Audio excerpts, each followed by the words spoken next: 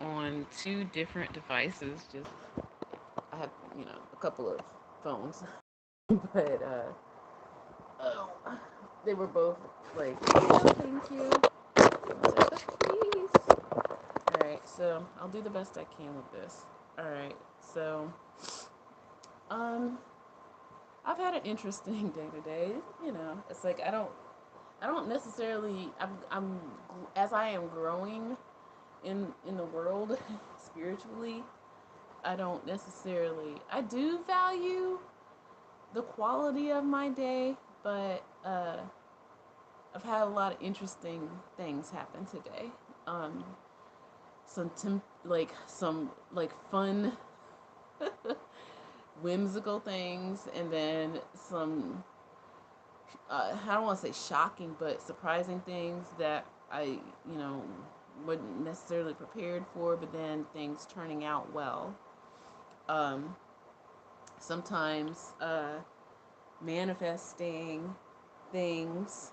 I don't like putting time on manifesting, but because we live in a 3D world, and I'm about to talk about some dimension stuff, because we live in a 3D world, I have to kind of talk about it in element of time, even though there's no such thing as time, um, because that's the language that we know.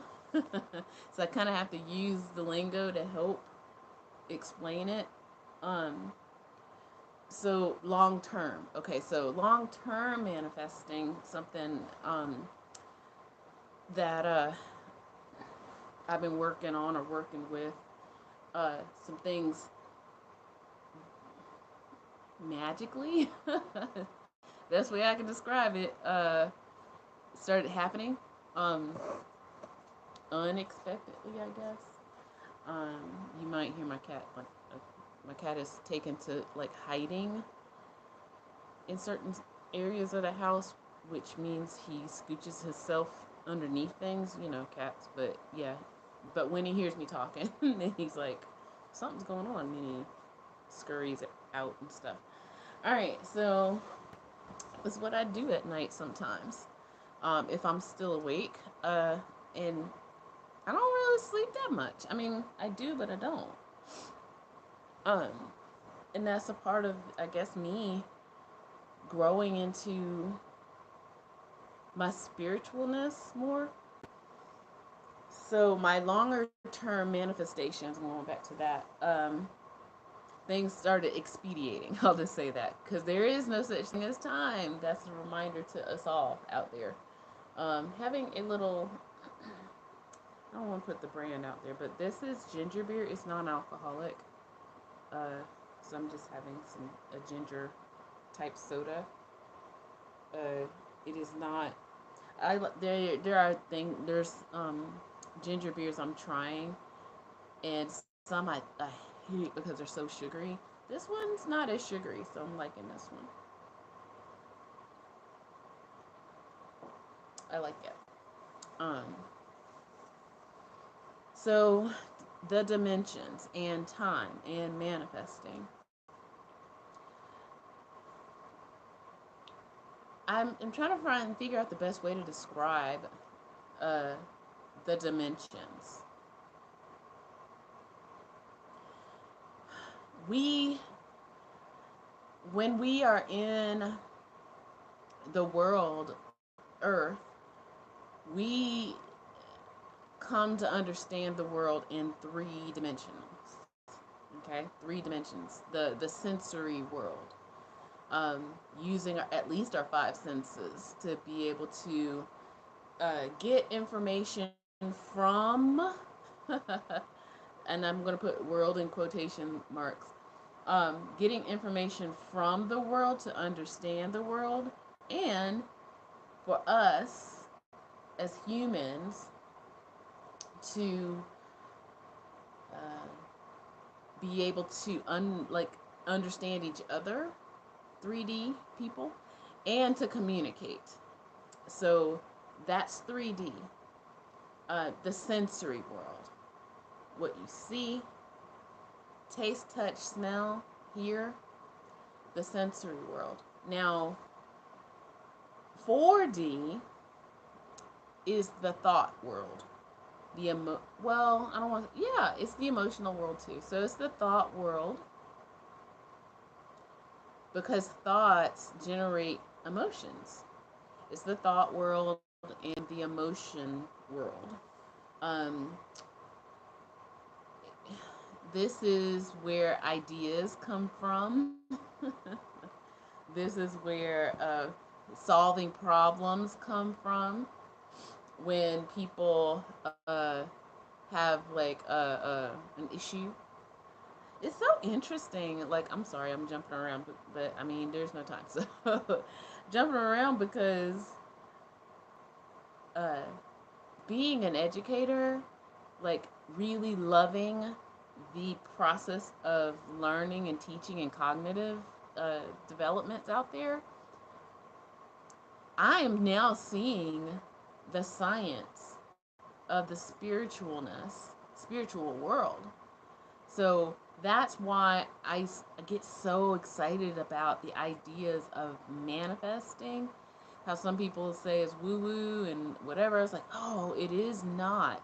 The only, I think the only thing when it comes to manifesting is that there have just not been a scientific way to talk about it, document it, measure it.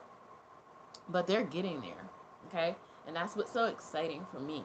It's like they're getting there. And I'm loving it all. So I guess the point I was trying to make is that the whole idea of learning and problem solving. So back to the dimensions, the fourth dimension, um, what some teachers do, what some progressive elementary K-12 schools do now, um, we're teaching kids having to have critical thought versus just what they call rote learning, and that's just memorizing things but not having a critical thought, not to be able to ask the why questions. Well, why are we doing this? So I work in a school that we teach kids how to have critical thought, and that's super exciting. But anyway, and then part of that is I love teaching the kids how they learn and how they think, or how they can learn, think to learn. If that makes sense.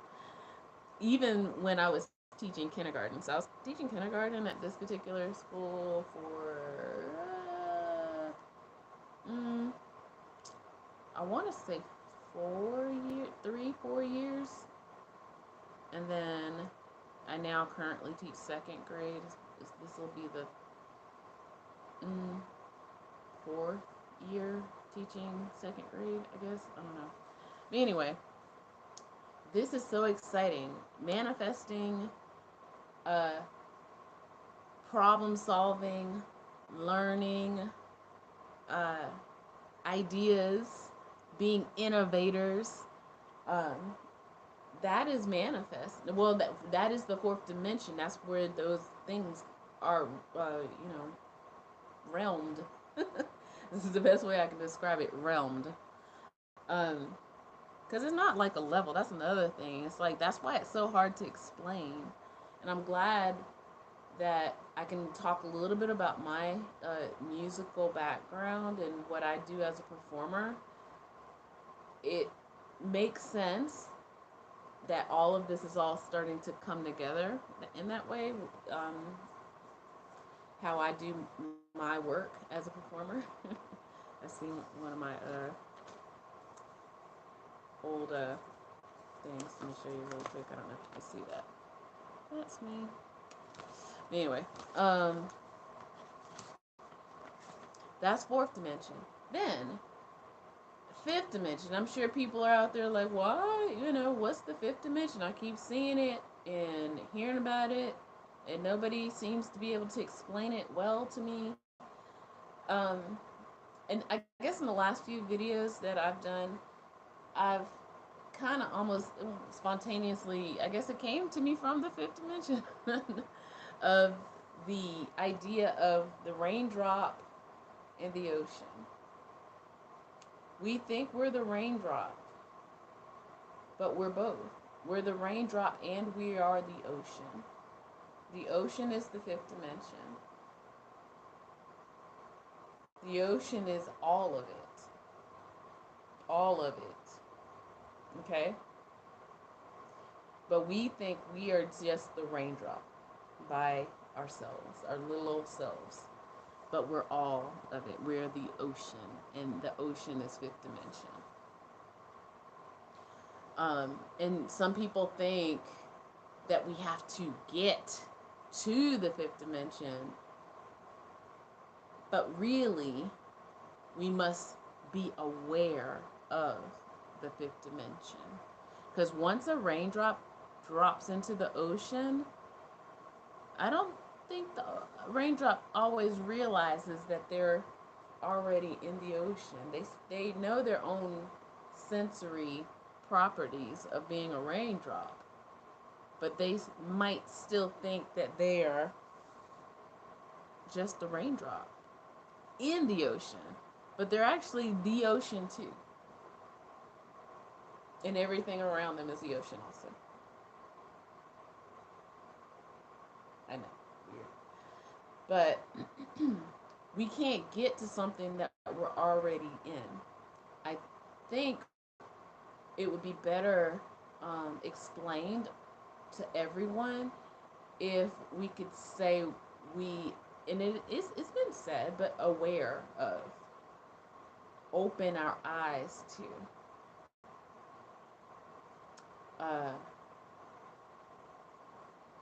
Yeah, being aware of opening up our eyes to everything. One of the things, and this is like a few years back when I started this part of my spiritual journey, is when I heard, and I heard Lauryn Hill's music before, of course, growing up, and then one day it just popped into my brain one day when she said everything is everything in that one particular song, and I was like, it was like, oh, she's right. Everything is everything. That is fifth dimension. Everything is everything. And it's beautiful. So when we are aware of fifth dimension, everything comes together. Everything is everything. There's not even time there. Time is something that we kind of made up to measure things, events. That's all time is, and that's what I teach the kids. Sometimes being a teacher really helps me be able to understand how to be able to explain things, because if I can explain something to a 5-year-old, I think I'm pretty okay with trying to explain it to others. Sometimes, because some people, I don't know, they get caught up in the raindropness of who they think they are. They think they're the raindrop, and that's unfortunate. They get stuck in the idea of being the raindrop. So I was going to tell you how my music plays into this. So I'm a singer-songwriter and composer, and I also do experimental music with a radio. And that's how I even did like a little video somewhere on Instagram, I think still, how everything is everything. I even have a song or a performance piece that I do that a lot of people get like blown away with, but it's like that's how I see it. Everything is everything, and things get pulled out of all the everythingness and the answers come to you. Yes. And the answers are there already.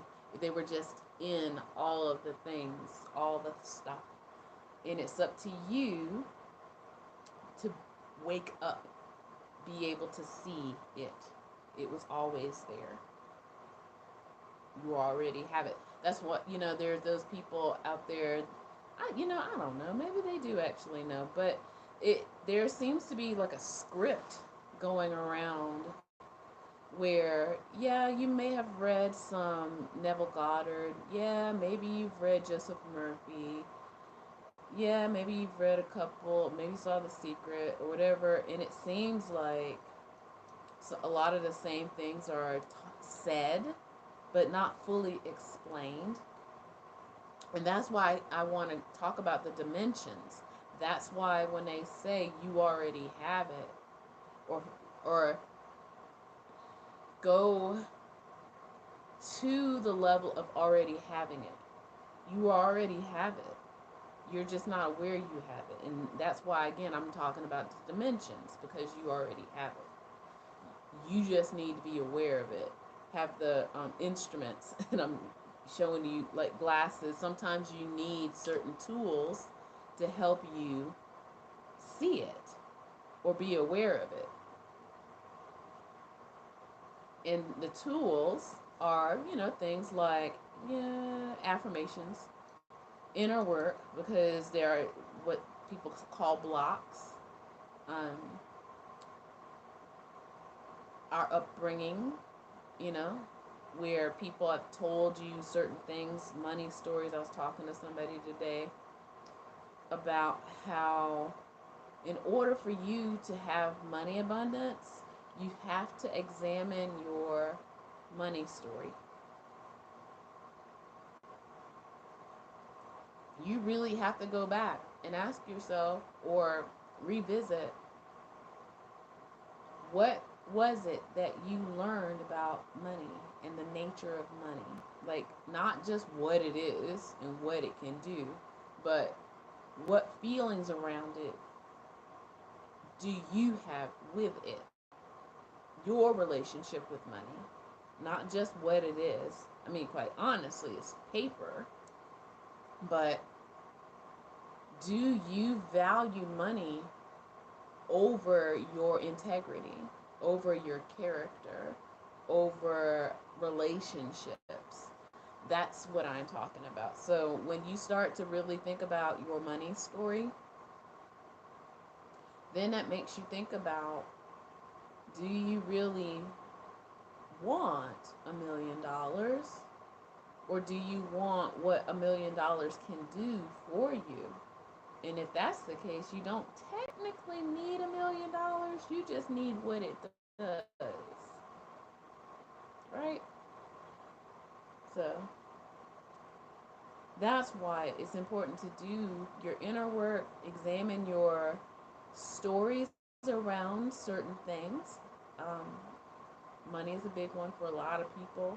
When they say they want abundance and they want this and that, another thing that comes up a lot is, yes, you must feel in, or reveal so that you can reveal. Feel so you can reveal. Ooh, I should write that down somewhere. Feel so you can reveal what it is that you're manifesting. So if you feel abundant, then it will be revealed to you. It's not brought, it's already there. Okay? It's already there. All the things you need. Like I said, maybe you don't actually need the $1 million. You need what the $1 million is going to bring you or do for you. Okay? If $1 million is going to help you pay medical bills, then maybe it's not the money, it's the bills that need to be forgiven. And if that is the case, then you don't actually need the $1 million. You need the bills gone. There are other means around that. A lot of people do get caught up in the how. How is it going to happen? And you let the universe, decide all that. But you need to be feeling abundant. Sorry, looking at my cat. He's mad at me. Sorry. Um, you need to feel abundance. If you don't know what that feels like, I don't know. That's a tough one. Because again, that's a part of what other people have told you what abundance is. Feeling fulfilled. That's kind of what I think abundance is. Feeling fulfilled. um, but then people get anxious.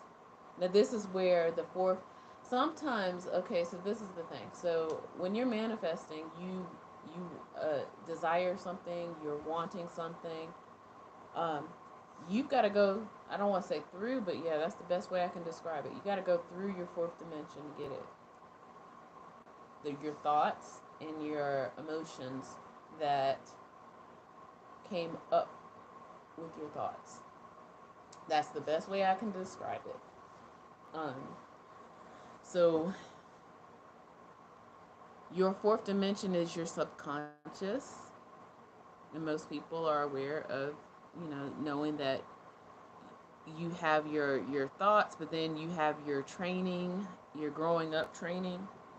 Um, Somebody who grew up in rural China has a different mindset than someone who grew up in Brooklyn, New York.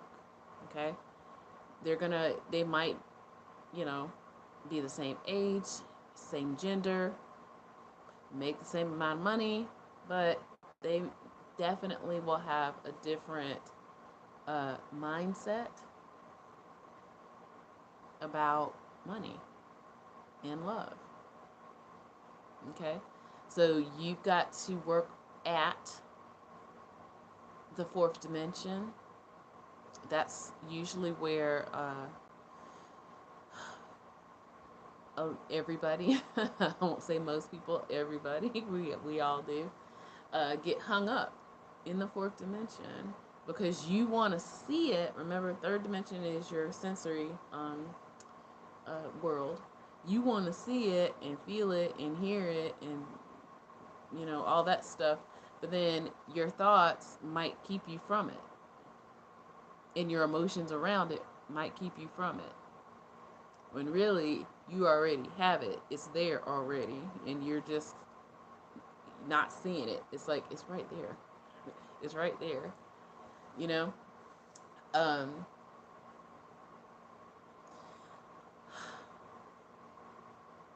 so yeah, those are the dimensions as I can help people understand them. One way that does help us, um, our subconscious makes us, well, I don't want to say make, but we default. Live on purpose, not by default. Our subconscious makes us default to bad habits. Things like, I want to go right to what, people normalize in our Western world is eating food, um,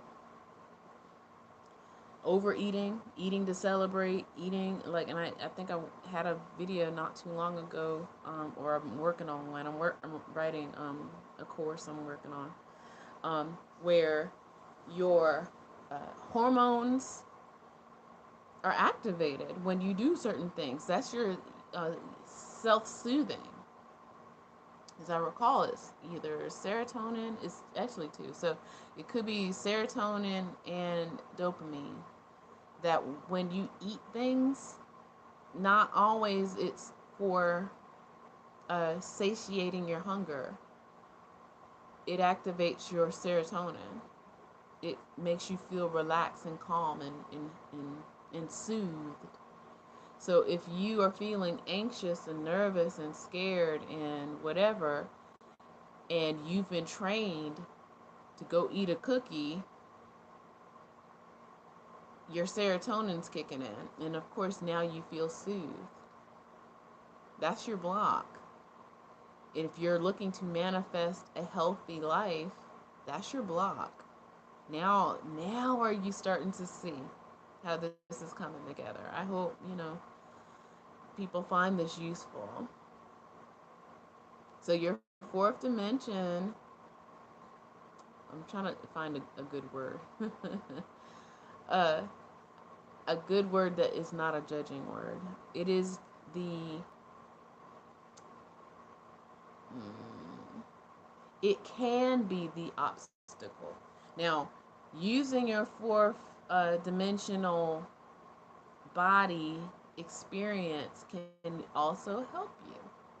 Let me explain. When you are feeling happy, okay, so in relationships, it's been said over and over and over again, when people are looking for a partner or whatever, it's like you can't get a partner if you're feeling desperate, because you reek of desperation. Nobody, people can sense it, like seriously. So when you feel the moment that you are in a relationship, this has been said a lot too, and I know you can kind of agree on this, where you,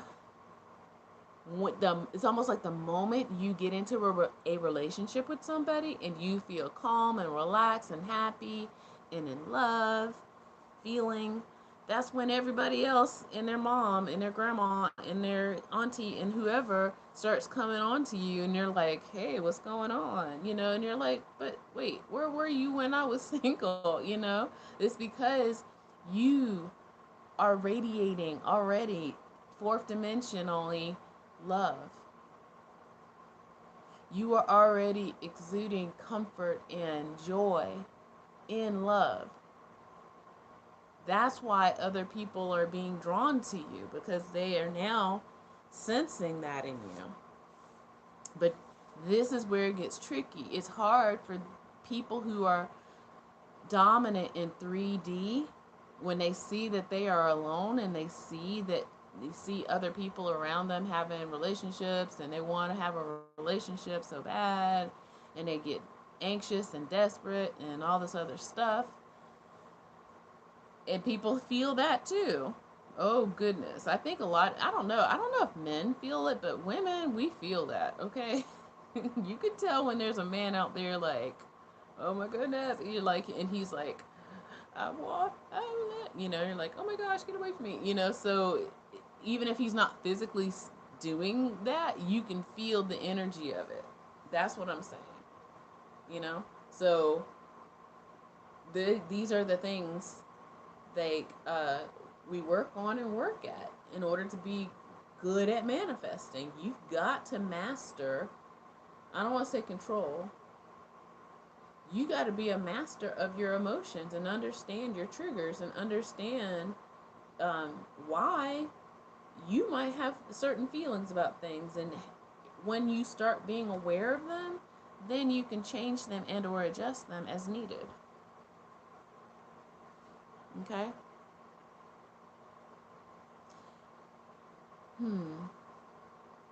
So yeah, fifth dimension, everything is everything.